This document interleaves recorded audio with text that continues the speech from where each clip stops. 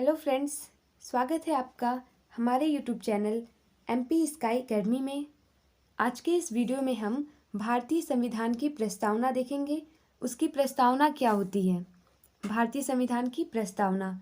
तो प्रस्तावना लिखने से पहले हमारा प्रस्तावना यहाँ से शुरू हुआ है, लेकिन प्रस्तावना लिखने से पहले हमें कुछ लिखना चाहिए उसके बारे में कि कब ये प्रस्तावना में कुछ संशोधन किया गया, कुछ जोड़ा गया, या फिर प्रस्तावना का मतलब क्या होता है उसे लिख देना चाहिए। फिर जो हमारा मेन प्रस्तावना है उसे लिखना चाहिए। तो हम शुरू करते हैं। सबसे पहले क्या लिखेंगे?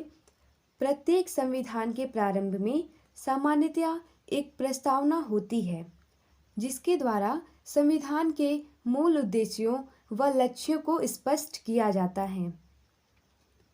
भारतीय संविधान की प्रस्तावना संविधान में जुड़ा हुआ एक श्रेष्ठ आभूषण है।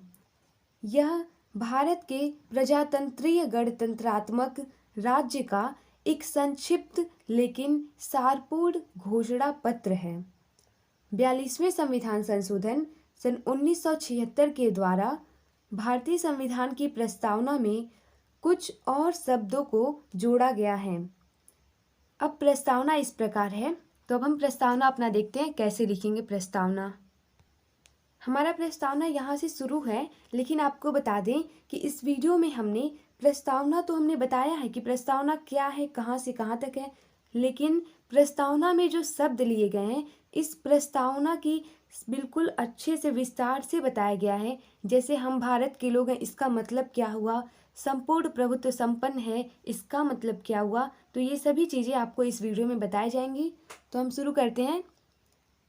हम भारत के लोग भारत को एक संपूर्ण प्रभुत्व संपन्न समाजवादी धर्मनिरपेक्ष लोकतंत्रात्मक गणराज्य बनाने के लिए तथा उसके समस्त नागरिकों को सामाजिक, आर्थिक और राजनीतिक न्याय, विचार अभिव्यक्ति, विश्वास, धर्म और उपासना की स्वतंत्रता, प्रतिष्ठा और अवसर की समता प्राप्त कराने के लिए तथा उन सब में व्यक्ति की गरिमा और राष्ट्र की एकता तथा अखंडता सुनिश्चित करने वाली बंधुता बढ़ाने के लिए दृढ़ संकल्प होकर अपनी इस संविधान सभा में आज तारीख 26 नवंबर सन 1949 ईस्वी मिति मार्गशीर्ष शुक्ल सप्तमी संवत 2006 विक्रमी को एतद द्वारा इस संविधान को अंगीकृत, अधिनियमित और आत्मार्पित करते हैं।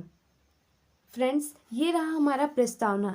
ये जो हमने यहाँ से लेकर के यहाँ तक पढ़ा है ये पूरा हमारा प्रस्तावना है। अब हम आगे देखेंगे इस प्रस्तावना का जो विस्तार रूप है, वो विस्तार का मतलब इसका मतलब क्या हुआ, जैसे इसे समझते कैसे हैं। हम भारत के लोग हैं, इसका मतलब क्या हुआ। अगर इसे 200 शब्दों में आपको लिखना पड़े इसके बारे में, प्रस्तावना के बारे में, तो आप कैसे लिखेंगे वो हम देखेंगे। तो हम देखते हैं। अब सबसे पहले हम लिखेंगे हम भारत के लोग। प्रस्तावना में सबसे पहले कहा गया है हम भारत के लोग। इसका मतलब क्या हुआ?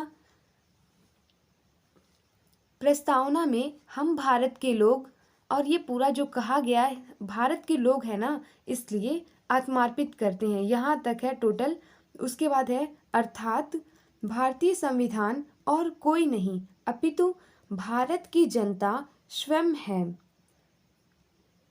जनता के प्रतिनिधि, यानी कि जो जनता के प्रतिनिधि हैं वही हैं।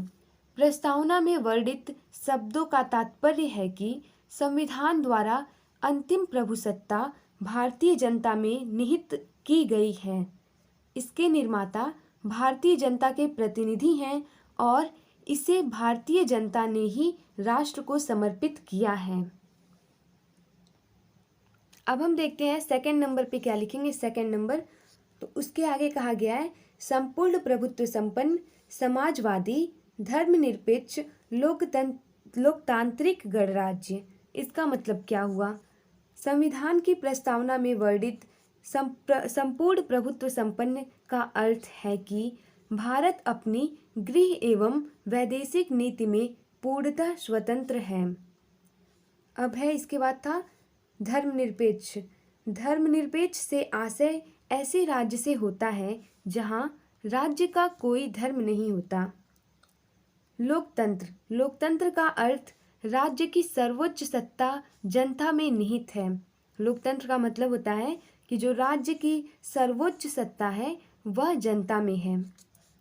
गणराज्य का आशय यह है कि हमारे देश का प्रधान वंशानुगत ना होकर एक निश्चित अवधि के लिए चुना हुआ राष्ट्रपति होगा। अब हम देखते हैं थर्ड नंबर पे सामाजिक, आर्थिक और राजनीतिक न्याय। सामाजिक न्याय से तात्पर्य है कोई भी व्यक्ति किसी अन्य से धर्म, जाति, लिंग, नस्ल आदि के आधार पर भेदभाव नहीं करेगा।